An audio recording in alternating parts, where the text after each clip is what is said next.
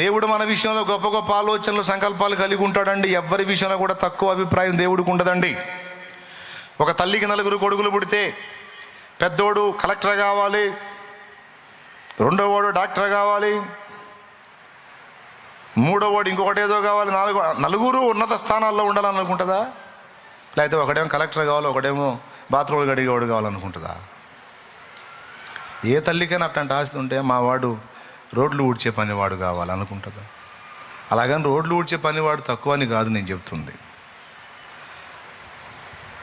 మిగిలిన పనులన్నిటికంటే కాస్త తక్కువ జీతం వచ్చే పను, లేకపోతే కొంచెం తృణీకరింపబడే పను అన్నట్టుగా అనుకుంటారు కదా. వాష్రూమ్స్ కడిగేవాడు నా కొడుకు కావాలి, ఏ తల్లి కోరుకోదు కదా పాపం. అందరూ ఉన్నతంగా ఉండాలనే కోరుకుంటారు. మనిషిగా నువ్వే నీ బిడ్డల విషయాలు అనుకున్నప్పుడు దేవుడు సృష్టించిన ప్రతి మనిషి విషయంలో ఉన్నతమైన ఆలోచనలు దేవుడికి ఉంటాయి. ఎందుకంటే ఆయన నాన్న, మనందరం ఆయన పిల్లలు. మనందరి విషయంలో దేవునికి ఉన్న తలంపులు విస్తారమైనవి, అవి ఉన్నతమైనవి. కాదని చెప్తావా? లేదు, విస్తారమైన తలంపులు ఉన్నాయి, అవి కూడా ఉన్నతంగా ఉన్నాయి. అవి దృష్టిలో పెట్టుకొని దేవుని మీద తిరుగుబాటు చేయకూడదు. సౌలు తిరుగుబాటు చేసి దేవుడు వద్దన్న పనులు పదే పదే పదే పదే చేసి వాగ్దానం పొందలేకపోయాడు. ఇశ్రాయేలీయులు తిరుగుబాటు చేసి చేసి చేసి దరిద్రుల అరణ్యంలోనే రాలిపోయారు. ఇస్కరియోతు యోధ తిరుగుబాటు చేసి చేసి వాడు కూడా దరిద్రుడైపోయాడు. ఉద్యోగం వేరొకని పాలైపోయింది, సింహాసనం వేరొకనికి దక్కింది, మత్తీయాకు దక్కింది, యోధాకు పోయింది. దీనికి కారణం తిరుగుబాటు. ఎంత పూర్ణమైన ఓర్మియో, ఎంత దీర్ఘశాంతమో ఓర్చుకుంటాడు మహారాజు. పదే పదే పదే పదే దేవుని మీద తిరుగుబాటు చేసి, దేవుని దుఃఖపెట్టి, దేవుని ఆయాసపరిచి వాగ్దానం కోల్పోవద్దు బిడ్డ, జాగ్రత్త. 3 కారణాలు చెప్పాను. మొట్టమొదటిది నిర్లక్ష్యం, రెండవది, మూడవది తిరుగుబాటు చేయొద్దు. ఇవి బ్యాలెన్స్ చేసుకొని దేవుని ముందుండి దేవునికి మొరపెట్టండి. దేవుడు తన బలమైన బాహువు చాపి నీకు ఇచ్చిన వాగ్దానాలన్నీ కూడా నీ ఎడల నెరవేరుస్తాడు ఆయన. మనం ఆలోచిద్దాం ఈ విషయాలు, ఒక నిర్ణయానికి వద్దాం. 3 సంగతులు మీకు తెలియజేద్దాం అనుకున్న ఒక సంగతికి ఇంత టైం పట్టింది. దేవుని వాగ్దానము నిరర్థకమైద్దా? ప్రశ్న నెంబర్ 1 అన్నాను, దాని కింద ఈ మ్యాటర్ అంతా వచ్చింది. ప్రశ్న నెంబర్ 2, దేవుని బోధ నిరర్థకమైద్దా? దేవుని వాక్యం నిరర్థకమైద్దా? అయిద్ది. వాక్యం కూడా నిరర్థకమైద్ది. ఎక్కడైద్దో తెలుసా? హృదయాలు కఠినపరచబడ్డప్పుడు అయిద్ది. ఇది రెండవ విషయం. మొదటి దానిలో 3 సంగతులు చెప్పాను. వాగ్దానం ఎందుకు నెరవేరదు, వాగ్దానం ఎందుకు నిరర్థకమైందంటే నిర్లక్ష్యం, అవిశ్వాసం, తిరుగుబాటు. ఇప్పుడు రెండవది, దేవుని వాక్యం ఎందుకు నిరర్థకమైంది, దేవుని వాక్యం ఎందుకు నెరవేరదు అంటే దానికి కారణం మానవ హృదయ కాఠిన్యం. హృదయాన్ని కఠినపరుచుకోవటం వల్ల ఇంతే. దేవుడు ఎన్నో విషయాలు చెప్పాడు తన వాక్యంలోంచి, కానీ లేదు, కొంతమందిలో ఆ వాక్యపు నెరవేర్పు లేదు. ఆ వాక్యం వాళ్ళ లోపలికి వెళ్ళి వాళ్ళల్లో ఆ ఫలింపు కనబడట్లా. ఏమండి మీరు ఇంట్రెస్ట్గా వింటున్నారా? మీకు ఏమైనా ఇబ్బందిగా ఉందా? అది లేదన్నా మాకు ఏకాగ్రత ఉంది, ఇంట్రెస్ట్గానే ఉన్న వాళ్ళు చేతులు ఎత్తండి. కరెక్ట్ చేయెత్తాలి. నేను మళ్ళీ నాకు అనుమానం, ప్రార్థన చేసేస్తా. నేను చేయమంటారా చెప్పమంటారా? చేయమంటారా చెప్పమంటారా? ఆ లైన్లో ఉందరగా రైట్. వాక్యం నిరర్థకమైద్దా అంటే అయిద్ది. కొంతమందిలో వాక్యం ఫలిస్తుంది, కొంతమంది జీవితాల్లో వాగ్దానం ఫలిస్తుంది. కొంతమంది జీవితంలో వాగ్దానం ఫలించట్లేదు, వాక్యము ఫలించట్లేదు.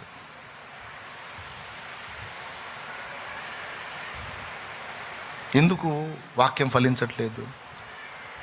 ఫర్ ఎగ్జాంపుల్, వాక్యం ఫలించడం అంటే ఏంటి?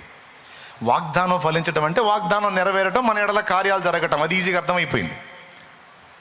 వాక్యం మనలో ఫలించడం అంటే ఏంటి అంటే, ఇప్పుడు వాక్యం ఏమని వస్తుంది? మారు మనసు పొందు, రక్షణ పొందు, పరిశుద్ధాత్మను పొందు, దేవుని కొరకు బ్రతుకు, దేవుని చిత్తం నెరవేర్చు, దేవుని రాజ్య నిర్మాణంలో పాలివాడవుగా అని ఇలాగా అనేక సంగతులు. ఇదిగో నీ క్యారెక్టర్ ఇలా కాపాడుకు, నీ విషయాలు ఇలా ఉంచుకో, నువ్వు ఇలా జాగ్రత్తగా ఉండాలి, అనేక విషయాలను గురించి మనకి వాక్యం ఉంది. బైబిల్ అంతా కూడా వాక్యం. ఈ వాక్యం కొంతమందిలో నెరవేరుతుంది, కొంతమందిలో నెరవేరట్లా.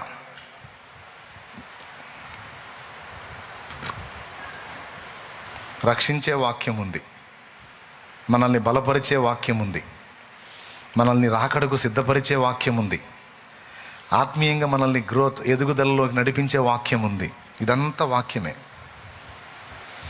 కానీ ఈ వాక్యం కొంతమందిలో ఆ జీవాన్ని చూపిస్తే కొంతమందిలో ఆ జీవం కనపడట్లా. కారణం ఏంటంటే, ఎవరిలో అయితే ఆ జీవం కనపడుతుందో వారు వాక్యాన్ని స్వీకరించిన వారు. విత్తువాన్ని గూర్చిన ఉపమానం యేసయ్య చెప్పినప్పుడు 4 విధములైన నేలల్ని గూర్చి మాట్లాడాడు. కొంతమంది హృదయాలు దారిలాగుంటాయట. కొన్ని విత్తనాలు దారిలో పడ్డాయి, కానీ అప్పుడే పక్షులు తినేశాయి. కొన్ని విత్తనాలు వెళ్ళి ముళ్ళ కంచెల్లో పడ్డాయి. విత్తనాలు మొలకెత్తాయి, కానీ అంతకంటే ముందు ముళ్ళకంపలో మొలిచి అవి ఎదిగి వీటిని అణిచేసినందున అక్కడే ఆగిపోయాయి. మరికొన్ని రాతి నేలలో పడ్డాయి, అవి కూడా మొలిచినాయి, కానీ చాలా మన్ను లేనందున, అడుగు వేరు తనటానికి రాతి పొర అడ్డొచ్చినందున సూర్యుడు ఉదయించగానే అవి మాడిపోయినాయి. కొన్ని మంచి నేలను పడ్డాయి. మంచి నేలన పడినవి బాగుగా మొలిచిన, ఎదిగినాయి. కొన్ని 30 దంతలు, కొన్ని 60 దంతలు, కొన్ని 100 దంతలుగా ఫలించినాయి. వినుటకు చెవులు గలవాడు ఈ సంగతులు గైకొను వినుగాక అంటాడు ప్రభు. అక్కడ అర్థం ఏంటి? అందరికీ వెదజల్లింది ఆ వాక్యమే దేవుడు. ఈరోజు ఇంతమంది మీరు కూర్చొని ఉన్నారు. అందరికీ దేవుని వాక్యం చెప్పాను, సంవత్సరాలుగా నేను చెప్తా ఉన్నాను. అదే వాక్యం విన్న మీలో కొంతమంది దేవుని సేవకులు అయ్యారు, సేవకురాళ్ళు అయ్యారు. అదే వాక్యం విన్న మీలో కొంతమంది పరిచారకురాండ్రు అయ్యారు. అదే వాక్యం విన్న మీలో కొంతమంది ఆత్మల సంపాదకులు అయ్యారు, ఆత్మలను రక్షించిన వాళ్ళు అయ్యారు. అదే వాక్యం విన్న మీలో కొంతమంది ఏ ఫలింపు లేకుండా నిష్ఫలుగా కూడా ఉన్నారు. సేవకి రాలేదు, పరిచర్యకు రాలేదు, సువార్త చేయలేదు, 4 ఆత్మలు రక్షించలేదు, ఏ విధమైన ఫలింపు లేదు. ఏమన్నా అర్థమైందా నేను చెప్పింది? అదేంది, మీతో పాటు కూర్చున్న వాళ్ళు చాలామంది వాక్యం విన్నోళ్ళు సేవకులు అయ్యారు కదా సోదరా, సువార్థికులయ్యి ఆత్మలు రక్షించారుగా, పరిచారకులు దేవుని పనిలో నాకు పాలివారయ్యారుగా, మరి మీరెందుకు కాలేదు అంటే, ఎవరు వాక్యానికి ఏ స్థానం ఇచ్చారో హృదయంలో దాన్ని బట్టి మన ఫలింపు ఉంటుంది. దేవుని వాక్యం ఎప్పుడు పవర్ఫుల్లే. స్వీకరించిన వానికి అది జీవం, స్వీకరించిన వానికి అది ఫలింపునిస్తుంది. కానీ స్వీకరించే గుండె ఎలాంటి గుండె? దారి లాంటిదే, ముళ్ళకంప లాంటిదా, రాతి నేల లాంటిదా, లేదా మంచి నేల వంటి హృదయమా? వాక్యం పవర్ఫుల్లే, కానీ ఆ వాక్యాన్ని గైకొనేటువంటి హృదయం యొక్క స్థితిని బట్టి దాని ఫలింపు, దాని రిజల్ట్ ఉంటుంది. దేవునికి స్తోత్రం చెప్పండి, అందరూ గట్టిగా చెప్పండి.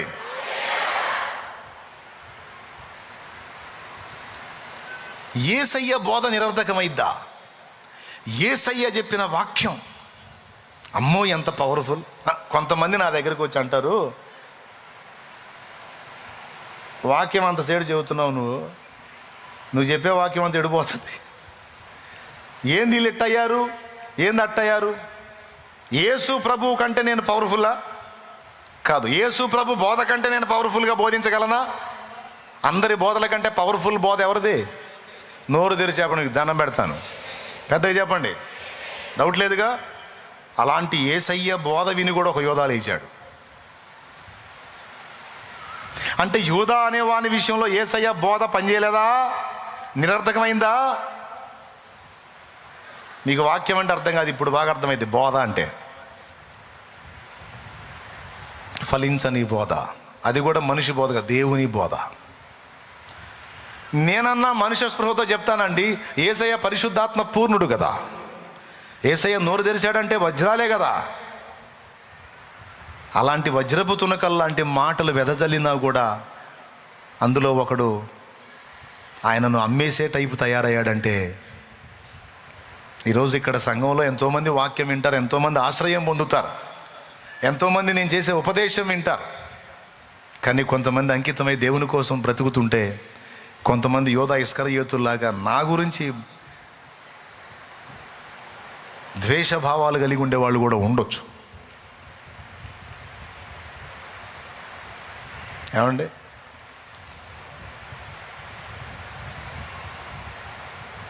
కొంతమందికి ఆశ్రయం ఇచ్చాను, ఉండండి ఇక్కడే ఉండి అంత తిని ప్రశాంతంగా బ్రతకండి అని. వాళ్ళు ఎంత మూర్ఖ పనులు చేశారంటే చాలా పొరపాటుగా ప్రవర్తించారు. పాపం చర్చికి వచ్చిన వాళ్ళ సెల్ ఫోన్లు కొట్టేయటం, డబ్బులు కొట్టేయటం, ఆఖరికి ఇళ్లలో డబ్బులు కూడా కొట్టేయటం. మొత్తం వీడియోలు ఉన్నాయి, నా దగ్గర వీడియోలు ఉన్నాయి. కొంతమంది ఆశ్రయం ఇచ్చి బ్రతకండి ఇక్కడ, అంత ముద్ద తినండి, పడి ఉండండి అని నేను ఆశ్రయం ఇస్తే అసలు ఏంటి వీళ్ళ హృదయాలేంటి, వీళ్ళ మనసు ఏంటి? ఒక సెల్ ఫోన్ ఒక వ్యక్తి కోల్పోయాడంటే వాడు ఉద్యోగం పోయే అవకాశం ఉంది. ఎందుకంటే జాబుకు సంబంధించిన ఎన్నో ఉంటాయి.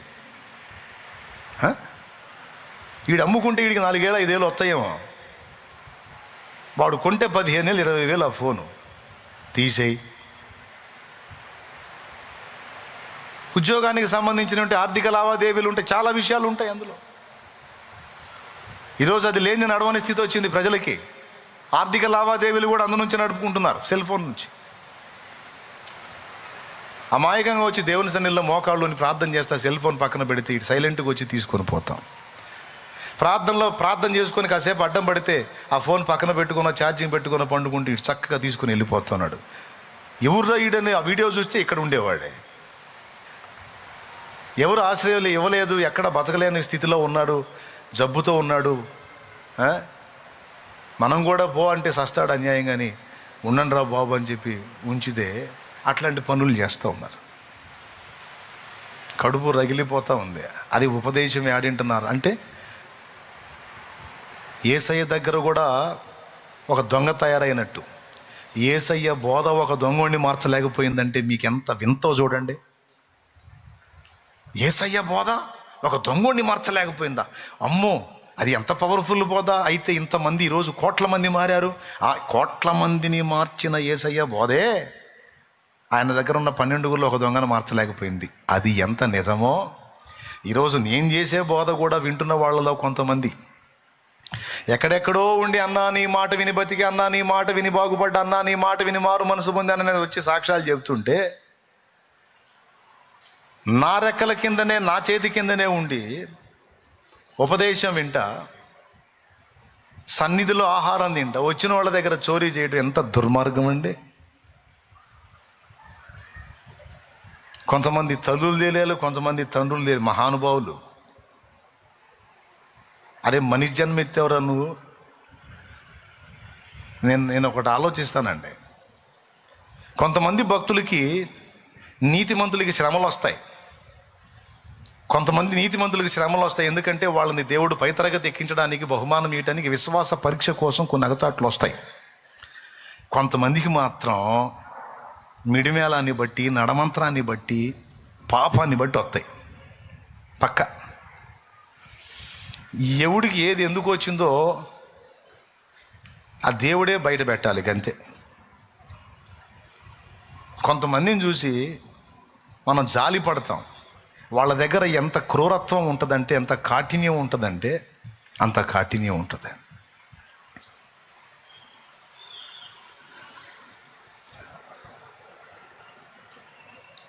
తిన్నన్నాళ్ళు తిని ఉన్నన్నాళ్ళు ఉండి ఏదో ఒక విధంగా ఇట్లాంటి పొరపాట్లు చేసి, ఇది రైట్ కాదు కదా, ఇది తప్పు కదా, ఈ స్థితిలో ఉంటే మర్యాద కాదు కదా, పో బాబు నీ బతికేద్దో నువ్వు బతుకంటే వాడు అన్ని దుష్ప్రచారాలు చేసుకుంటూ పోతుంటాడు. అయితే అది ఎవడు మనస్సాక్షి కలిగిన వాడు ఎవడో తీసుకోడు ఆ మాటలను. మన ఎరిగిన వాళ్ళు, ఆడోళ్ళైనా మగోళ్ళైనా ఎవరైనా సరే అంత్య దినములలో అపాయకరమైన కాలములు వచ్చునని కృతజ్ఞతాహీనులు ఎక్కడో లేరు, దేవుని ఎరిగిన వాళ్ళలోనే ఉన్నారు. అబద్ధాలు మాట్లాడతా నేను అనుకుంటాను, ఎందుకు వీళ్ళకి గతి ప్రాప్తించింది, ఎందుకు కుటుంబమే నెట్టేసింది వీళ్ళనంటే అంత త్రాష్ట శిఖామణులు అనమాట. మామూలు త్రాష్టులు కాదు, మహాత్రాష్టులు. సరే కుటుంబమే నెట్టేసిన ఈ త్రాష్టులు నేనన్నా చేర్చుకోను, దేవుని సన్నిధి కూడా నెట్టేసి ఆడికి దిక్కెక్కడ, సరే తగలబడంట అంటే వాడు ఇక్కడ కూడా త్రాష్ట కార్యక్రమాలు చేస్తాడు.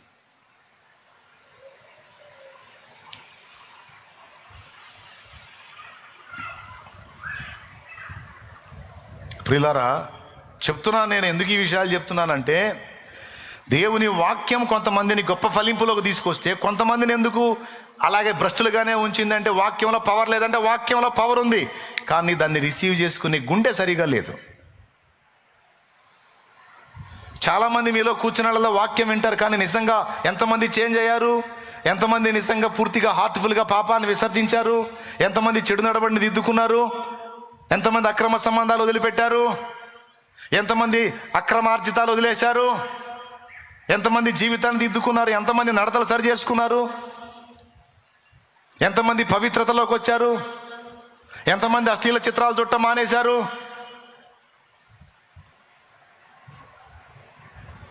ఆలోచించుకోవాలి. అందరికీ వాక్యం ఎదజల్లబడుతుంది, ఆ వాక్యం అందరినీ దర్శిస్తుంది. నేను వెలిగిస్తాను రా అంటది, రామ్మ వాక్యం రా, నా లోపలికి రా అని చెప్పి నువ్వు స్వీకరిస్తే వాక్యం నిన్ను వెలిగించిద్ది. హృదయాన్ని కఠినపరుచుకున్న దుర్మార్గులు అన్నమాట కొంతమంది. ఇట్లాగా మనుషులు వాళ్ళ తత్వాలు మార్చుకోవటంలా. ఎందుకని ఇలాగా అనే ప్రశ్నతో ఆలోచిస్తే దేవుడు నాకు బయలుపరిచింది అది.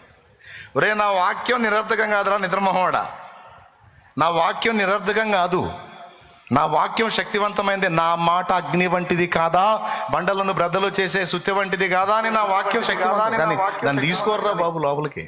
తీసుకున్నోడు బాగుపడతాడు, ఫలిస్తాడు రా, తీసుకున్నోడు దైవజనుడు అవుతాడు రా, తీసుకున్నోడు ధన్యుడు అవుతాడు రా, తీసుకున్నోడు ఆశీర్వదించబడతాడు రా, తీసుకున్నోడు అనేక మందికి ఆశీర్వాద కారణంగా మారిపోతాడు. తీసుకున్నది అనేక మందికి దీవెనగా మారిపోయిందిరా. తీసుకోర్రా వాళ్ళ అక్రమ సంబంధాలు మానుకోర్రా, వాళ్ళ తప్పుడు నడవడి మార్చుకోర్రా, వాళ్ళ వంకర బుద్ధులు మార్చుకోర్రా, వాళ్ళు ఫోన్లు మాట్లాడటం మానుకోర్రా, మెసేజ్లు పెట్టడం మానుకోర్రా, చాటింగ్లు మానుకోర్రా, వాళ్ళ షూటింగ్లు మానుకోర్రా.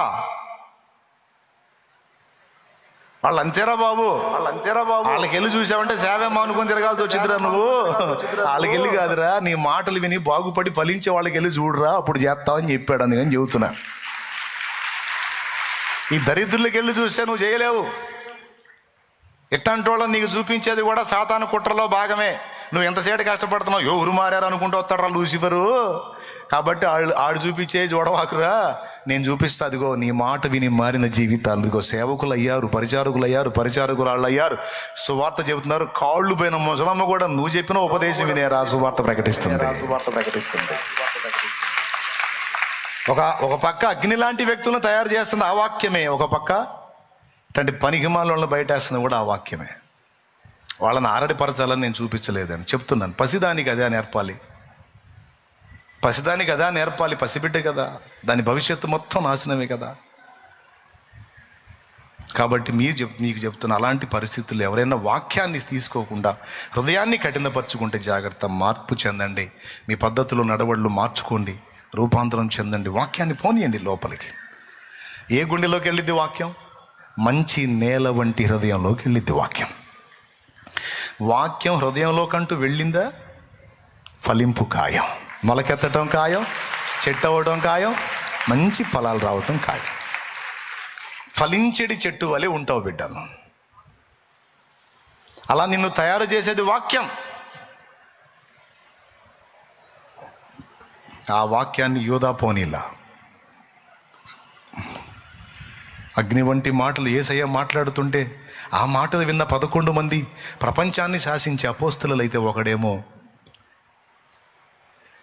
యేసునే అప్పజెప్పి అమ్ముకునే రకం తయారయ్యాడు. ఆ 11 మంది అనేక మంది చచ్చేవాళ్ళని బతికి తీయడం ఊరేసుకొని చచ్చాడు. ఏం మిగిలింది వాడికి? దెబ్బతిన్నాడు. వాడి ప్రాణం వాడే తీసుకున్నాడు. కాబట్టి బిడ్డ, వాక్యాన్ని లోపలికి పోనీయకపోతే మన నాశనాన్ని మనమే తెచ్చుకుంటాం. ఎవరికో నష్టం కాదమ్మా, మనకే నష్టం. అందుకే నిన్ను బాగు చేసే, బ్రతికించే, జీవింపజేసే, విలువనిచ్చే, గెలుపునిచ్చే వాక్యం.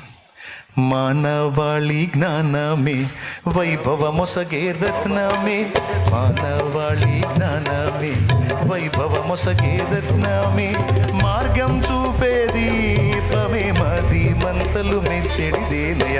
వేద పుస్తకమా, వేద పుస్తకమా, వేద పుస్తకమా, వేలలేని నిధి నీవే. వేద పుస్తకమా, వేద పుస్తకమా, వేద పుస్తకమా, వేలలేని. దేవునికి స్తోత్రం, దేవునికి స్తోత్రం. హల్లెలూయా.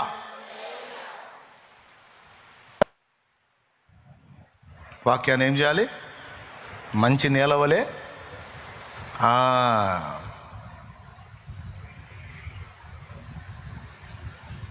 రాతిలాగా, దారిలాగా, ముళ్ళ తుప్పల్లాగా మన హృదయాన్ని ఉండనీయకూడదు. అవి తొలగించుకోవాలి. మెత్తని మంచి నేలవలే మన హృదయాన్ని సిద్ధపరచుకోవాలి. మంచి హృదయంతో వాక్యాన్ని తీసుకోవాలి. తీసుకొని చూడండి, ఎంతమందికి దీవెనగా మీరు మారుతారో చూడండి, ఎంత ఆశీర్వాదకరంగా మీరు మారుతారో చూడండి. కొంతమందిని చూస్తూ ఉంటాను నేను, తీసుకోరు వాక్యాన్ని, మళ్ళీ కదిలితే వాక్యం మాట్లాడతారు కానీ వాక్యాన్ని తీసుకోరు.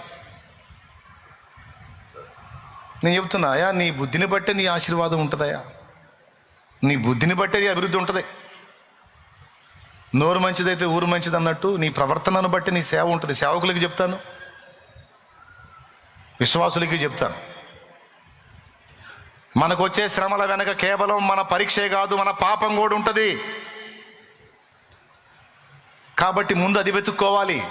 నాకు ఈ దెబ్బ తగులుతుందంటే, నాకు ఇలాంటి పరిస్థితి వచ్చిందంటే ఏ పాపాన్ని బట్టి వచ్చింది, ఎక్కడ తేడా పడ్డాను, ఇది నాకు శిక్షణగా వచ్చిందా, శిక్షగా వచ్చిందా పరిశీలించుకోవాలి. నాకు ఇలాంటి గతి ఎందుకు ప్రాప్తమైంది,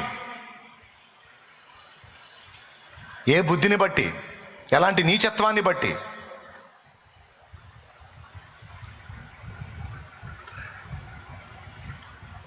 ఈ వ్యక్తి మామూలోడు కాదు, ఈ వ్యక్తి మామూలోడు కాదు. వాడి పరిస్థితిని బట్టి అర్థమవుతుంది వాడు ఎంత తేడా అయితే దేవుడు గతి పట్టించాడో అని ఒకడు నాతో అన్నప్పుడు నేను అన్నాను, మెరుగా ప్రతి ఒక్కరిని చూసి అంతే అంటున్నావు. భక్తులకు కూడా కష్టాలు వస్తాయి. భక్తులు ఏబుకు వచ్చినాయి కష్టాలు, మరి ఏబు తేడానా? ఎంత నీతిమంతుడు ఏబు. భక్తులకు కూడా వస్తాయి, ప్రతి ఒక్కళ్ళని అలా అనవద్దు. అంటే నిజంగానే కొంతమంది భక్తులకు వచ్చినాయి, నిజంగా వాళ్ళు దేవుని సన్నిధిలో గోజాడుకున్నారు, పరీక్షాకాలం పూర్తయిపోయింది, బాగుపడ్డారు, ఈరోజు ఆశీర్వదించబడిన పరిస్థితుల్లో ఉన్నారు రెండంతలుగా. కొంతమంది విషయంలో నాతో అన్నోడి మాటలే నిజమైనవి. వీడు ఎంత తేడా అయితేనో ఈ గతిడికి వచ్చిందంటే నిజమే అనిపించింది నాకు. ఎందుకంటే అన్నీ బెండ్ అయిపోయినా ఆడి పవర్ తగ్గట్లా, సరుకంతా డ్యామేజ్ అయిపోయినాడు అంటున్నాడు, ఇంచు తగ్గట్లా. ఊరిడు దుంప ఇంత మిడిమేల మీద నాకు మైండ్ పోయింది అసలు.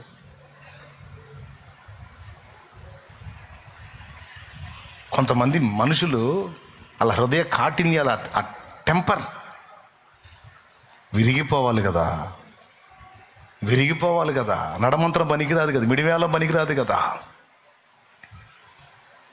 ఆడవాళ్ళకి మగవాళ్ళకి అందరికీ చెప్తున్నా, మీరు దేవుని మాటలు వింటారు కాబట్టి చెబుతున్నా, మిడివేళం ఎప్పుడు మంచిది కాదు, నడమంత్రం ఎప్పుడు మంచిది కాదు, తుంచిద్ది మనల్ని. దీన మనసు అంత గొప్పది లేదు.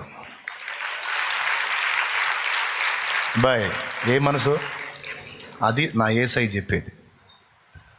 పరీక్షించుకోరా, ఎందుకు ఈ గతి వచ్చిందో పరిశీలించుకో, ఎందుకు నాకు ఈ కర్మ పట్టింది పరిశీలించుకో. దేవుడు నిన్నే స్ట్రైట్గా టార్గెట్ చేసి మాట్లాడుతున్నప్పుడు సిగ్గు తెచ్చుకోరా, మార్చుకో, మారు మనసు పొందు. దేవా నేను తేడా పడ్డా, నన్ను క్షమించాయా, అని విరిగిపోయా, దేవుని ముందు విరిగిపో, ఆ దరిద్రాన్ని వదిలిపెట్టు, ఇకనన్నా బుద్ధి మార్చుకో. చింత చచ్చింది, ఇంకా పులుపు చావాలి కదరా.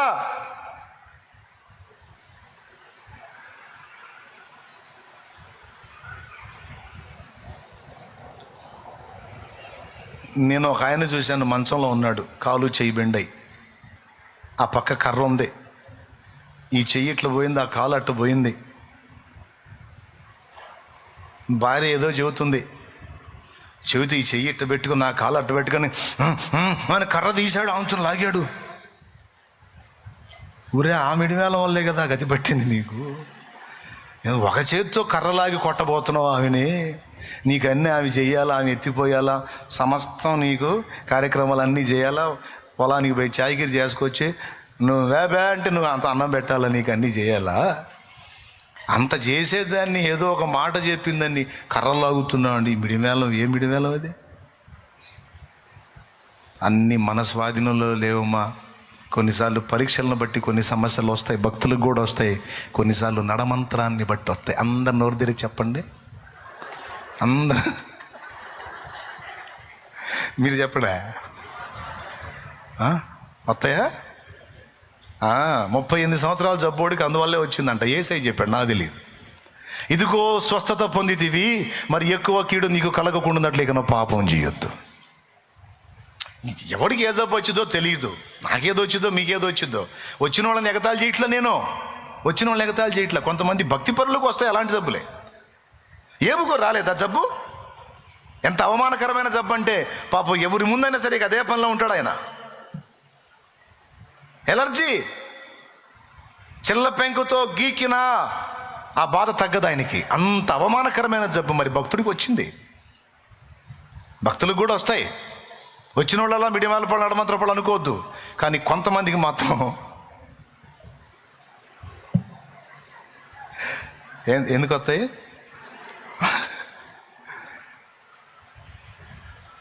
ఇక్కడ గమనించాల్సింది ఏంటంటే, అయ్యో నా కర్మ ఇలా కాలిందంటే దీనివల్లే కదా, ఈ పాపమే కదా అని ఆలోచన చేసుకొని మార్చుకోవాలి కదా. ఏం చేయాలి? పొరపాటు పడిన మనిషి అంటే ఎవరు ఉండరండి, దిద్దుకోవాలండి, సరి చేసుకోవాలి. వాక్యాన్ని పోనీయాలి లోపలికి, అప్పుడు సార్థకమైద్ది. నేనెవ్వరో తెలిపి నాదో జీవితమే మార్చి, నేనెవ్వరో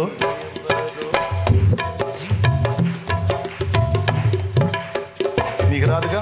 నేనెవ్వరో తెలిపి నాదో జీవితమే మార్చి, నేనెవ్వరో తెలిపి నాదో జీవితమే మార్చి, స్వర్గధామానికి నీవు సరైన మార్గం చూపగలవు.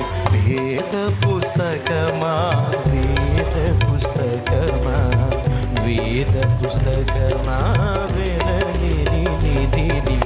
స్తోత్రం. లైవ్లో ఉన్న వాళ్ళు కూడా వినండి, జూమ్లో కనపడుతున్న వాళ్ళు వినండి. నడమంత్రం జాగ్రత్త. మిడిమేళం పటపట పటపట పళ్ళు కొరుగుతున్నాయి, కొరగటానికి ఉండో రాలిపోతాయి. స్తోత్రం. ఒక్కొక్కడు అని కొరుగుతుంటాడు, ఇంకో కొరగటానికి ఉండవు. దవడ దగ్గర నుంచి ఓడగొడుతుంటాడు ఒక్కొక్కటి. దేవునికి స్తోత్రం. మార్చుకుందాం. రెండే విషయాలు చెప్పా, మూడవది అయిపోయింది, ఇంకా అదే మూడవది. దేవునికి స్తోత్రం. మొట్టమొదటిది మీరు చెప్పండి, వాగ్దానము నిరర్థకమైద్దా? అయితే ఎందుకు అయిద్ది? అవునమ్మా, ఇది అవసరం అమ్మా చాలా. ఆ వాక్యం నిరర్థకమైద్దా? అయితే ఎవరి విషయంలో అయిద్దమ్మా? ఇదే ఉపదేశం కొంతమంది దైవజనుల్ని లేపితే ఈ ఉపదేశంలో ఉన్న వాళ్ళు కొంతమంది దొంగలు లేచారు. అందుకే మీ సెల్లులు జాగ్రత్త, మీ పిల్లలు జాగ్రత్త, మీ పలుసులు జాగ్రత్త, మీ డబ్బులు జాగ్రత్త. మీరు సెల్ ఫోన్ పక్కన పెట్టి భక్తి పారవశ్యంలో హల్లెలూయా అనుకుంటారు, లీనం అయ్యారనుకో, మళ్ళీ లేచిన తర్వాత ప్రభువా నా సెల్లి నాయనా అని మళ్ళీ ప్రార్థన చేయాల్సి వచ్చింది. ఎవడు ఎట్టున్నాడు అర్థం కావట్లా, ఎవడిని ఉంచాలో ఎవడిని పంపించాలో అర్థం కావట్లా. పొరపాటున చెడోడని మంచోడిని పంపిస్తే మళ్ళీ ఆయన కేసు రాస్తాడేమన్నది ఒక భయం. దేవునికి స్తోత్రం. ఇప్పుడు ఎవరు వద్దు పోండి అన్నా అనుకో, ఆయన చూస్తాడు, ఎరా మంచోళ్ళని కూడా నేర్పిస్తావా, పాపులతో పాటు నీతిమంతులను కూడా శిక్షిస్తావా అని మళ్ళీ ఆయన కేసు పెడతాడో వచ్చిన గొడవ. అందుకే కొంచెం వివేచనతో ఉండమని ఇక్కడ ఉండే కాపల వాళ్ళకి చెప్తున్నాను. అలాగే మీకు మీ వస్తువులు జాగ్రత్త అని మీకు కూడా చెప్తున్నాను. నేను ఇక్కడ నిద్ర చేయడానికి పండుకోవడానికి వచ్చేవాళ్ళు వాళ్ళకు కూడా చెప్తున్నాను, ఒకరోజు దేవుడితో గడపాలని వచ్చేవాడు. ఇంకొక విషయం కూడా చెప్తున్నానండి, కొంతమంది వస్తున్నారు విచిత్రమైన కేసులు. ఎందుకు వస్తున్నారంటే నిద్ర చేయడానికి 3 నెలలు నిద్ర చేయాలంట, 20 రోజులు నిద్ర చేయాలంట, 40 రోజులు నిద్ర చేయాలంట. నిద్ర కార్యక్రమానికి వస్తున్నారు కొంతమంది. అమ్మ, నిద్ర చేసే స్థలం కాదు ఇది, ఇది ప్రార్థన చేసుకునే ప్రార్థనా మందిరం. నా మందిరము సమస్త జనులకు నిద్ర కొరకు మందిరం అలా ఎక్కడ. నా మందిరం సమస్త జనులకు ప్రార్థనా మందిరం అనబడిన ఉంది, కానీ నిద్ర మందిరం అని ఎక్కడ లేదు. ఇంకొక రూల్ కూడా పాస్ చేస్తే పోయిద్ది. నైట్ డ్యూటీ కొంతమందిని పెట్టి నిద్రపోనివ్వకుండా అందరి చేత ప్రార్థన చేపిస్తే ఒక్కడు కూడా కనపడ్డు. ఇక నెక్స్ట్ వీక్ నుంచి దేవునికి స్తోత్రం కలుగును గాక. ఏంది లేపావు అంటే ఇది ప్రార్థనా మందిరం, ఇక్కడ ప్రార్థనే చేయవలను, నిద్రపోకూడదు అని రూల్ పెట్టామనుకో ఇంక రాడేవాడు. ఏ మందిరం రాడకపోతే ఎవడు నిద్రపోని ఇట్లా. అరే 4 సార్లు లేపాడు నన్ను, నిన్ను 4 సార్లు, నన్ను 8 సార్లు లేపాడు అని చెప్పుకోవాలి ఒకడు. లేపేమన్నారు, ప్రార్థన చేయమంటున్నారు. వినేవాడు కూడా తప్పు పట్టడు. ఎవడరా నువ్వు ప్రార్థనే కదా చేయమంటారు. ఏం ప్రార్థన రా బాబు, మనకి వీలు రావద్దు, నిద్ర వస్తుంటే మందిరానికి పోయింది ఎందుకు, నిద్రపోవడానికి. ప్రార్థన వాళ్ళే కరెక్ట్ అంటారు. భక్తికి భక్తి, విరక్తికి విరక్తి 2 ఉంటాయి. కాబట్టి ఇక 6 రూల్ పాస్ చేద్దామా, ఎవడికి నిద్ర లేకుండా చేద్దాం మందిరంలో. దేవునికి స్తోత్రం కలుగును గాక. ఇక నుంచి వచ్చే వాళ్ళకి అదే, ఓకేనా. పగల డ్యూటీ కొంతమంది తీసుకోండి, నైట్ డ్యూటీ కొంతమంది తీసుకోండి. పగలైనా రాత్రి అయినా ఎవడు పడక మీద కనపడకూడదు ఇక్కడ.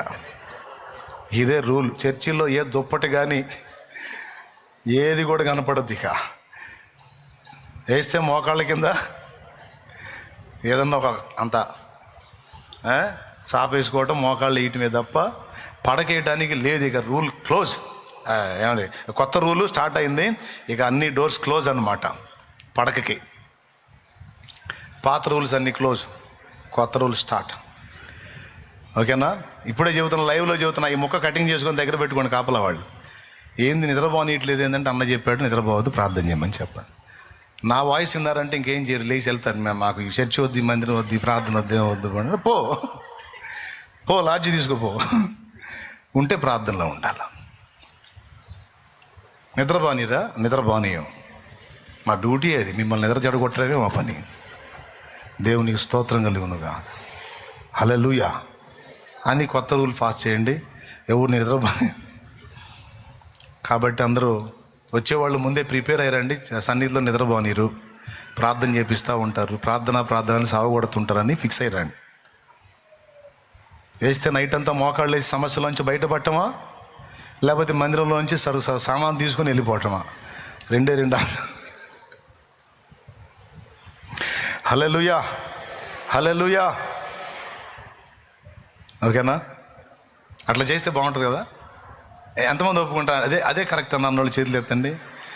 అమ్మో, మీలో ఎంతమంది పగబట్టున్నారు. తప్పనిసరిగా ఆలోచించి అమల్లో పెడదాం. ఓకేనా, చేద్దాంలే. లాస్ట్ మాట అయిపోయిందన్నా కదా. అయిపోయింది అన్న దానిలోనే ఒక ముక్క. దేవుని శక్తి నిరర్ధకమైద్దా? దేవుని శక్తి నిరర్ధకమైద్దా? అయ్యిద్ది. పేతురు విషయంలో అయ్యింది, యేసు స్వజనుల విషయంలో అయ్యింది.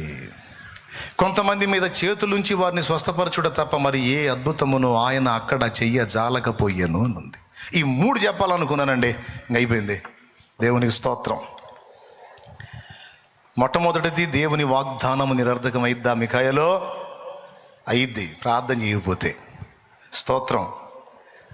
అయ్యిద్ది అనుమానం పెట్టుకుంటే, అయ్యిద్ది తిరుగుబాటు చేస్తే. దేవుడు ఒకటి చెబుతుంటే మనం ఒకటి చేస్తే ఖచ్చితంగా అయ్యిద్ది. వాగ్దానం నిరర్ధకమైద్ది.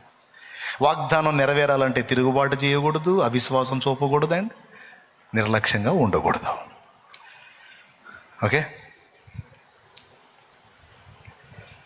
రెండవది, వాక్యము నిరర్ధకం కాకూడదంటే మంచి నేల వలె వాక్యాన్ని హృదయంలోకి తీసుకోవాలి. యేసయ్య వాక్యం, యేసయ్య బోధ ఎంత శక్తివంతమైంది అయినా సరే ఆ బోధలో 11 మంది భక్తులు తేలితే ఒక దొంగోడు లేచాడు. ఒక పక్క యేసయ్య వాక్యం చెబుతుంటే అడుగుడు కూర్చొని వింటున్నాడు. వాళ్ళందరూ వచ్చి కానుకేస్తే ఈ సంచిలో సర్దుకుంటున్నాడు ఈడు. ఎందుకు వాళ్ళు అట్లా ఎందుకు భక్తులయ్యారు? మనుషులు ప్రపంచాన్ని ఉజ్జీవింపజేశారు. ఈడెందుకు ఇట్లా తయారయ్యాడంటే హృదయం. అది వాక్య లోపం కాదు, హృదయ లోపం. ఏం లోపం? హృదయం. హృదయం సరి చూసుకుంటే వాక్యం నీ లోనికి వెళుతుంది. వాక్యం హృదయంలోకి వెళ్ళిందంటే దాని ఫలింపు వేరే లెవెల్లో ఉంటుంది. దేవునికి స్తోత్రం కలుగును గాక. అందుకే వాక్యం మీద ఎన్ని పాటలో తీసుకోండి. దేవుని వాక్యాన్ని హృదయంలోకి తీసుకొని ఎంత చేంజ్ వచ్చిందో మీలో చూసుకోండి. మిమ్మల్ని మీరు చూసుకోండి, నన్ను నేను చూసుకుంటాను. కొన్నిసార్లు మనం పొందే శ్రమలు మన హృదయ కాఠిన్యాన్ని బట్టి కూడా వస్తాయి, మన మూర్ఖత్వాన్ని బట్టి కూడా వస్తాయి, మన పిచ్చితనాన్ని బట్టి కూడా వస్తాయి, మన నడమంత్రాన్ని బట్టి కూడా వస్తాయి. చూసుకోవాలి.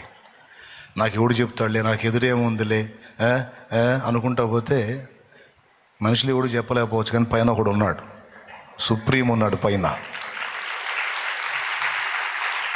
ఆయన తీస్తాడు జాయింట్లు. దేవునికి స్తోత్రం. భార్యగా తంతే పడిద్దులని ఎగిరి తన్నాడు ప్రార్థన చేసేదాన్ని ఒక ఆమెని. ఎలక్షన్ డ్యూటీ వేస్తే పోయాడు, వాళ్ళు పోలీసు వాళ్ళు ఎమ్మడి పడ్డారు. సరిగ్గా చూసి కొట్టాడు, పట్టుడు కర్రతో ఎవడు కొట్టాడు మరి ఆయన కాలు మీద. ఏ కాలుతో తన్నాడు అదే కాలు కరెక్ట్ కొడితే 2 ముక్కలు ఇరిగింది. కట్టేసుకొని పండుకున్నాడు ఆసుపత్రిలో. చెప్తున్నానండి, నేను తంతే పడిద్దిలే అని తంతావు నువ్వు, నిన్ను దన్నేవాడు ఒకడున్నాడని మర్చిపోవద్దు. దేవునికి స్తోత్రం కలుగును గాక. తొందరపడి అలాగ చేయొద్దు. నడమంత్రం ఎప్పుడు మంచిది కాదు, విర్రవేగటం ఎప్పుడు మంచిది కాదు, మూర్ఖ చిత్తం ఎప్పుడు మంచిది కాదు. జాగ్రత్త పడతాం. హృదయంలోకి దేవుని మాటలు తీసుకొని సులువైనటువంటి హృదయం, మెత్తనైన హృదయం కలిగి ఆ దేవుని మాటగా హృదయాన్ని లోపరుచుకుందాం. ఆ తర్వాత ఫలింపు చూడండి మీరే. నువ్వు ఎంతగా దేవుని మాటకు లోబడతా ఉంటావో దేవుడు అంత ఎక్కువగా నీతో మాట్లాడతాడు. నీకైనా అంతేగా, వినేవాళ్ళకి చెప్పబుద్ధి అయింది. కానీ నువ్వు ఒకటి చేతి ఇంకొకటి చేసేవాడికి 2-3 చెబుతావు, 4వది వాడు అడిగినా చెప్పవు. ఎందుకురా నువ్వు అడుగుతావు చెయ్యవు, నేను చెప్పడం నా వాగుడు దండగ ఎందుకు పోరంటావు. కాబట్టి మా దేవుడు కూడా అంతేమ్మా, నువ్వు ఎంత విధేయత చూపుతావో అంత మాట్లాడుతూ ఉంటాడు నీతో. లోబడమ్మా, లోబడయ్యా. దేవుడు ఇంకా దగ్గరగా మాట్లాడతాడు, చాలా విషయాలు నేర్పుతాడు, పిలిస్తే పలుకుతాడు. యేసయ్య ఉన్నవాడు, సజీవుడు. అయ్యా అంటే ఏమి నా కుమారుడా అంటాడు. లోబడండి. 2. 3వది, దేవుని శక్తి ఎప్పుడూ నిరర్థకం కాదు, కానీ కొంతమంది విషయంలో అయిద్ది. ఎవరి విషయంలో అంటే సందేహించే వారి విషయంలో. ఈయన మరియ కుమారుడు కాదా, వడ్లవాడు యోసేపు కొడుకు కాదా, ఏంది ఇతను చేసేది, ఈ జ్ఞానం ఈ పాండిత్యం ఇతనికి ఎక్కడి నుంచి వచ్చాను అని ఈ టైపులో ఆలోచిస్తున్నారు. కానీ అది చెప్తున్న దానిలో విషయం ఏంటో మనం తీసుకుందాంరా. అతను దేవుని సంబంధిగా కనబడుతున్నాడు కదా, అతడు కార్యం చేతులు ఉంచితే కార్యం జరుగుతుంది కదా, మనం కూడా క్యూలో నిలబడి ఆ ఇచ్చే జీవాన్ని పొందుదాం అనుకున్నారా? ఆయన వెటకారాలు చేయడం సరిపోయింది. ప్రవక్త స్వదేశమందు తప్ప ఎక్కడ ఘనహీనుడు గాడని ఒక మాట చెప్పి వెళ్ళిపోయాడు. సావండ్రా నీ సావని. నేను వాక్యం చెప్తున్నాను. దైవజనుడిగా మీ మీద చేతులు ఉంచినప్పుడు ప్రార్థన చేసుకుంటాను. దేవా, నేను బిడ్డల మీద చేతులు ఉంచినప్పుడు నీ శక్తి వాళ్ళకి సరఫరా అయ్యేటట్టు చెయ్యయ్యా అని నేను ప్రార్థన చేస్తా. నేను ఖచ్చితంగా ప్రార్థన చేసుకుంటాను బిడ్డలారా. తెలుసా మీకు ఎందుకు చేస్తాను తెలుసా? నేను ఆ విధంగా ప్రార్థన చేసి దేవుని శక్తిని అడగకుండా నేను ఒట్టిగా మీ మీద చెయ్యబెడితే అది మిమ్మల్ని మోసగించినట్టు అయింది. అర్థమైందా? అదే నేను దేవుని దగ్గర ఆ శక్తి అడిగి నేను మీ మీద చేయి ఉంచాను అనుకో, దేవుని శక్తి మీకు సరఫరా అయింది. ఎందుకంటే ఆ విషయం కోసం నేను ప్రార్థన చేశాను కాబట్టి. నేను దేవుని దగ్గర అది అడగకుండా వచ్చి మీ మీద చేతులు ఉంచితే అది ఒట్టి చేతులే. పాపం మీరేమనుకుంటారు, అన్న చేతులు ఉంచాడు దీవించాడు అనుకుంటారు. కానీ ఆ చేతులు గట్టి చేతులు కావాలంటే 2 జరగాలి. 1, నేను ప్రార్థన చేసి దేవుణ్ణి అడగాలి. 2వది, మీ మీద చెయ్యి ఉంచినప్పుడు దైవజనుడు నా మీద చెయ్యి ఉంచాడు, నా కార్యం జరిగిద్దని నమ్మాలి. యేసు ప్రభువుకే విశ్వాసం అవసరం అయితే మరి నాకు అవసరం లేదా? నేను ప్రార్థించినప్పుడు కూడా మీ బ్రతుకుల్లో కార్యాలు జరగాలంటే ఎవరు ఏ స్థాయిలో విశ్వసిస్తారో ఆ స్థాయిలో కార్యాలు చూస్తారు. క్యాన్సర్ ఉన్న బిడ్డను తీసుకొని వచ్చింది ఒక తల్లి. ధైర్యం చెప్పి చేతులుంచి ప్రార్థన చేశాను.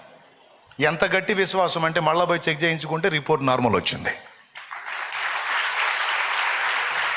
ఇదే చెయ్యి. కొంతమంది చేతుల నుంచి ప్రార్థించినప్పుడు మానవాతీతమైన అద్భుతాలు జరిగినాయి. అదే చెయ్యి కొంతమంది మీద ఉంచినప్పుడు కార్యాలు జరగల. దానికి 3 కారణాలు అయి ఉండొచ్చు. ఒకటి, దేవుని చిత్తములో వాళ్ళని డిసైడ్ చేసి ఉంటే దేవుడు దాన్ని మార్చలేం. రెండవది, నా నిర్లక్ష్యం కావచ్చు, నేను ప్రార్థనలు ఏమి కలిగి ఉండొచ్చు. లేదా మూడవది, వాళ్ళ అవిశ్వాసం కూడా కావచ్చు, సందేహం కావచ్చు. సందేహించువాడు గాలి చేత రేపబడి ఎగిరిపడు సముద్ర తరంగంను పోలి ఉండును. అట్టివాడు తన సమస్తమైన మార్గంలో ద్విమనస్కుడు గనుక, అస్థిరుడు గనుక ప్రభువు వలన తనకేమైనా దొరుకునని తలంచుకొనరాదు, జరగదన్నాడు. సందేహం దేవుని శక్తిని అడ్డగించేటువంటి ఒక సంగతి. సందేహించొద్దు, విశ్వసించు. దేవుణ్ణి విశ్వసించు. దేవుని ప్రతినిధిగా భూమి మీద నీకు అందుబాటులో దేవుడు పెట్టిన దైవజనుడు చేతులుంచినప్పుడు కూడా విశ్వసించు. ఖచ్చితంగా కార్యం జరిగింది. సందేహించిన వాళ్ళ జీవితంలో జరగదు. ఏముందిలే ఆయన అనుకోవచ్చు నువ్వు, అంతే, అంతవరకే పనిచేసింది. ఏముందిలే ఆయన అంటే ఏం లేదు. దేవుడు ఏర్పరచుకున్న పాత్ర ఆయన చేయించితే నా జీవితంలో కార్యం జరిగింది అనుకుంటే జరిగింది. నీ విశ్వాసాన్ని బట్టే నీ కార్యం. ప్రవక్త స్వదేశమందు హితుడుగాడని ఎందుకు అన్నాడు తెలుసా? ఆయన వాళ్ళకి అందుబాటులో ఉంటాడు కదా, తేలిక. అట్లా నేను కొంతమందికి అందుబాటులో ఉంటాను. ఒక్కొక్కడికి నా మీద తక్కువ అంచనా ఉంటుంది, తక్కువ అభిప్రాయం ఉంటుంది, తేలిక భావన ఉంటుంది. అందుకే వానికి ఆ కార్యం జరగదు. కొంతమందికి నేను అందుబాటులో ఉన్నా, దూరంలో ఉన్నా సరే, అన్న నా మీద చేతులుంచి ప్రార్థించడం ద్వారా, అన్న నా మీద చేతులుంచితే చాలా కార్యం జరిగిద్దని కొంతమంది గట్టిగా నమ్ముతారు. వాళ్ళకి ఆ కార్యం జరిగిద్ది. కొంతమంది ఎక్కడో జూమ్లో ఉండి కూడా ప్రార్థనలు ఏకీభవిస్తారు. అన్న అక్కడ ఉండి చేసినా చాలు, నేను దానిలో ఏకీభవిస్తా, కార్యం జరిగిద్దని. అలాగ సాక్ష్యాలు తీసుకొచ్చిన వాళ్ళు చాలామంది ఉన్నారు. వాళ్ళని నేను తాకాలేదు, ముట్టలేదు. ఎక్కడో జూమ్లో ఉండి వాళ్ళు ప్రార్థనలో ఏకీభవించారు, కన్నీరు గార్చారు, నాతో పాటు ప్రార్థించారు, వాళ్ళ జీవితాల్లో కార్యాలు జరిగినాయి, వాళ్ళ సాక్ష్యం తీసుకొని వచ్చారు. అలా బోల్డ్ అంతమంది ఉన్నారు. అదేంటి అట్లా జరిగింది? విశ్వాసం. ఒకరు అనుకున్నాడు ఆయన నన్ను ముడితే బాగుపడతానని, ఒక ఆమె అనుకుంది నేను ఆయన ముడితే, ఆయన వస్త్రాన్ని ముడితే బాగుపడతానని. ఇద్దరికి జరిగింది. ఆయన ముట్టినవాడు బాగుపడ్డాడు, ఆయన ముట్టినవాళ్ళు కొంతమందిని అయితే ముట్టను కూడా ముట్టల. మీరు వెళ్ళండి యాజకుడికి కనపరచుకుని అంటే జస్ట్ అలాగే వెళ్ళిపోయారు, స్వస్థత పొందారు. కాబట్టి విశ్వాసాన్ని అడ్డగించున్నది సందేహము. విశ్వాసం లేకపోతే దేవుని శక్తి ఎంత గొప్పదైనా పని చేయదు మన మీద. ఆ శక్తి మన మీద పని చేయాలంటే ఖచ్చితంగా విశ్వాసం మనకు అవసరమై ఉంది, సందేహం మనకు ఉండకూడదు. కాబట్టి దేవుని బిడ్డలారా 3 సంగతులు చెప్పాను. దేవుని వాగ్దానం నిరర్ధకమైద్దా? దేవుని వాక్యం నిరర్ధకమైద్దా? దేవుని శక్తి నిరర్ధకమైద్దా? అయితే ఎందుకు అయిద్ది, ఎవరి విషయంలో అయిద్ది అనే విషయాలు మీకు స్పష్టత ఇచ్చా. అలా మీకు కావద్దు అనుకుంటే దయచేసి నేను చెప్పిన హెచ్చరికలు తీసుకోండి. ఈ శుక్రవారం రోజు దేవుడు మనతో సుస్పష్టంగా మాట్లాడాడు. వాటిని మనం బ్యాలెన్స్ చేసుకుందాం, దిద్దుకుందాం, సరిచూసుకుందాం, సందేహాన్ని విసర్జిద్దాం, దేవుని శక్తిని అనుభవిద్దాం. కనిపెట్టుకొని ఒక అంశాన్ని గురిగలిగి ప్రార్థన చేద్దాం. ప్రార్థన చేసేటప్పుడు అప్పచెప్పబడిన అంశం కోసం ప్రార్థన చేయటం నేర్చుకుందాం. దేశాలన్నీ తిరిగి రావటం, అంశాలన్నీ తిరిగి రావటం కాదు. ఈ అంశం కోసం ప్రార్థన చేయంటే అంతవరకు చేసి ముగించాలి. కనిపెట్టుకొని ప్రార్థించేటప్పుడు కూడా వారు అన్నిటి కోసం చేయాలి, పరిశుద్ధాత్మ కోసం చేశారు, 10 రోజుల్లో పొందారు. అలవాటు చేసుకుందాం, కలిసి మాట్లాడుకుందాం, ప్రార్థనలో గడుపుదాం, దేవుని కొరకు రేపబడదాం, అనేకుల్ని రేపుదాం. సేవకులారా మాట్లాడుకుందాం, మాట్లాడండి, తోటి వాళ్ళతో, మీ స్నేహితులతో మాట్లాడండి. కొద్ది రోజులు గడుపుదాం రండి, ప్రార్థనలో గడుపుదాం రండి, కాస్త పదును పెట్టుకుందాం రండి, దేవుని పాదాల దగ్గర శక్తి పొందుకుందాం రండి, పదునవుదాం రండి, దేవుని కొరకు ఫలించున్నట్లు అని బోధించుకుందాం, హెచ్చరిక చేసుకుందాం, పిలుచుకుందాం, సేవ చేద్దాం, దేవునితో కూడా గడుపుదాం, 2 సాధన చేద్దాం. ఎక్కడెక్కడి నుంచో దైవజనులు వచ్చి గడిపి వెళ్ళిపోతూ ఉన్నారు. చక్కగా వాళ్ళు ఉపయోగించుకుంటారు ఆ తోటని. ఎక్కడెక్కడి నుంచో దైవజనులు వచ్చి 3 రోజులు, 4 రోజులు, 5 రోజులు అట్లా ఉండి గడిపి వెళ్తున్నారు. దూరాలు, నెల్లూరు ఆ ప్రాంతం నుంచి కూడా వచ్చి గడిపిపోతున్నారు. ఇక్కడున్న వాళ్ళు మన వాళ్ళు గొళ్ళుగూరు, వరంగల్ నుంచి కూడా వచ్చారు. అక్కడ రకరకాల ప్రాంతాల నుంచి వస్తున్నారు, చాలా ప్రాంతాల నుంచి వస్తున్నారు. హాయిగా గడుపుకుంటున్నారు. వాళ్ళకి అన్ని సౌకర్యాలు ఉన్నాయి అందులో. దేవునికి స్తోత్రం కలుగును గాక. హల్లెలూయా.